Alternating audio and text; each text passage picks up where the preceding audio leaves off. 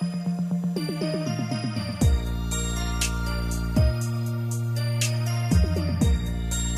information shared on Property Talk is for educational purposes only. Insurance coverage varies by policy and state. I'm not an attorney, and nothing shared here is legal advice. Always consult your licensed professional for guidance specific to your situation. My next episode is coming up now. Welcome back to Property Talk with Charisse, where we talk through real property situations before they turn into expensive lessons. And woo, today's topic is one of those nobody warned me conversations. We're talking about Coverage C, your personal contents, and the pack-out process people are almost never emotionally ready for. Joining me today is Tashonda from Blue Kangaroo Packouts of Central Georgia. She deals with what happens after disaster hits, when people are standing in the middle of damage trying to figure out what can be saved, what has to go, and how to even begin. Thanks for having me, Charisse. I'm glad we're having this conversation because honestly, people think contents loss is about boxes and furniture. And then disaster hits and they realize, no, it's wedding albums, baby shoes, handwritten notes, graduation pictures, the dining table from grandma's house. That's when it becomes real. Exactly. People look at a fire or water loss and think the biggest problem is the walls, the floors, the cabinets. And yes, those matter. But sometimes the hardest part is the life inside the home, the everyday things that make the place feel like yours. Right. The emotional weight catches people off guard. They're calling because they need help, but underneath that, they're grieving disruption. Their routines are broken, their memories feel at risk. And that part, can hit harder than people expect. So let's ground this for listeners. Coverage C is your personal property, your contents. That means clothes, furniture, electronics, dishes, rugs, lamps, shoes, purses, seasonal decorations, small appliances that aren't built into the home, all of it. And wow, people really do underestimate how fast that total adds up. They really do. Somebody will say, I don't own that much. And then they start listing things and it becomes, wait, the sectional cost a few $1,000s. The bar stools were expensive. The kids have gaming systems. There are closets full of clothes, bins of holiday decor, extra linens, garage storage, and suddenly the number is way bigger than they imagined. Yes. And then it's like, why do we own 17 throw blankets, right? But seriously, that's why contents coverage gets overlooked. People don't feel the value of it until they have to write everything down under stress. And stress changes everything. After a loss, your brain is already overloaded. So trying to remember every item you owned, room by room, is incredibly hard. Walk me through what a typical pack-out situation looks like. Like, what actually happens when your team shows up? Usually, it starts with shock. I remember a family after a kitchen fire. The flames were mostly contained to the kitchen, so the homeowner kept saying, but the bedrooms didn't burn. And technically, sure, that was true. But smoke had traveled everywhere. Clothes smelled like smoke. Furniture smelled like smoke. The kids' stuffed animals smelled like smoke. And even cabinets that looked clean had residue inside. That's the moment they realized the damage was bigger than what they could see. And that is such an important point. Visible damage is not always the whole claim. Water spreads, smoke spreads, soot spreads, odors spread, humidity spreads. If mitigation doesn't happen quickly, the damage can get worse and fast. Exactly. People sometimes look at one stained area or one burned room and think, okay, that's the only issue. But contamination and moisture don't respect room boundaries. That's why emergency mitigation matters so much. So when we say pack out, what do we mean in plain language? A pack out is when a restoration company removes personal property from the home, so the structure can be properly cleaned, repaired, or mitigated. When the team arrives, the first big step is documentation. And honestly, documentation is everything. We photograph items, inventory them, label boxes, and track what came from which room. Once contents leave the property, there has to be organization and accountability. Oh my goodness, this is a lot to think about. Glad you're going over this.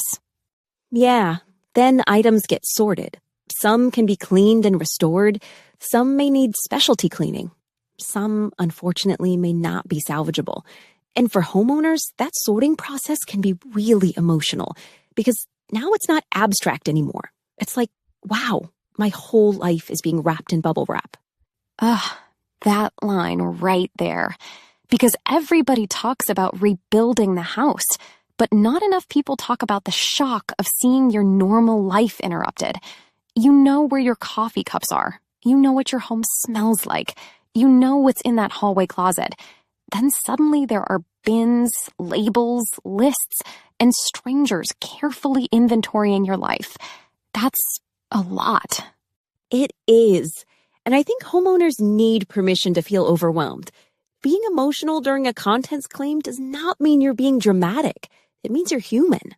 What are some of the biggest mistakes people make during contents claims? The biggest one is throwing things away too quickly. People panic and start tossing damaged items before an adjuster or restoration team can document them. But even if something looks ruined, it may still need to be recorded for the claim. And sometimes it can actually be cleaned. That's so important. Another big mistake is underestimating value. People say, oh, it's just clothes. But okay, whose clothes? Kids' clothes, work clothes, winter coats, shoes, maybe designer pieces, special occasion outfits. One closet alone can represent thousands of dollars. Then add storage rooms, attics, garages, and holiday decorations people completely forget about. And this is where policy knowledge matters, because your coverage C limit matters, and the type of contents coverage matters too. Some people have replacement cost coverage, and some have actual cash value. Those are not the same thing, not even close. That's why I wrote Homeowners Insurance Made Simple, to help our listeners understand their policy in easy-to-understand language. The link is in the description. Right, and a lot of homeowners don't realize that until after the loss. Replacement cost generally looks at what it would cost to replace the item today. Actual cash value usually factors in depreciation. So that couch you loved for 5 years may not be valued on paper the way it feels in your heart. And on top of that, certain categories can have special limits. Things like jewelry, firearms, collectibles, or fine art. Exactly. So you really don't want your first policy review to happen in the middle of a disaster. Do you have an example that really stayed with you? I do. There was a homeowner who cried over a set of recipe cards. They weren't expensive and they weren't rare in the usual sense, but they were handwritten recipes from her grandmother. Thankfully, they were able to be cleaned and preserved. And that moment just stayed with me, because it reminded me this work is not only about items. Sometimes it's about memory, identity, peace of mind. Whew, yeah. Because the market value of something and the emotional value of something are two very different things. Exactly. A claim file might call it paper goods, but to a family, it can be history. Okay, so let's help people before something happens. What should homeowners be doing right now, today, before any loss ever shows up?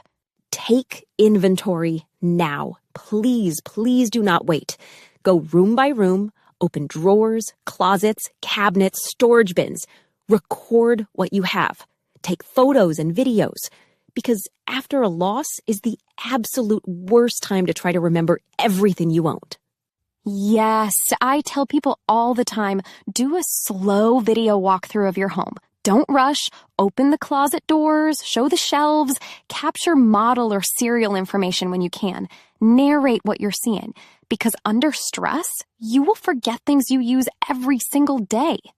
And save receipts for major purchases when possible, especially electronics, appliances, luxury items, collectibles, things like that. Also, if you can, keep important documents stored digitally in a safe place. Preparation creates clarity when everything else feels chaotic. And honestly, even that simple step of documenting your belongings can make a huge difference later. It gives you a starting point when your mind is spinning. It really does. It doesn't make the experience easy, but it can make it less overwhelming. Before we wrap, I want to underline the heart of this conversation. Homeownership is not just drywall and shingles and square footage. It's the life inside the home.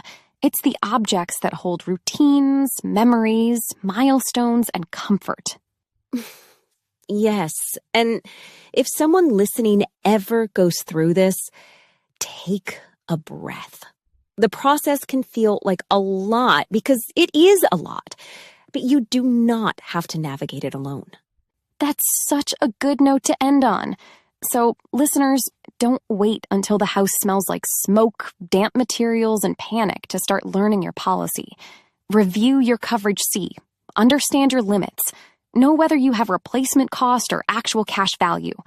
Document what you own now, while life is calm. And if you think, oh, insurance will handle it, well, insurance can be part of the solution. But details matter. Organization matters. Documentation matters.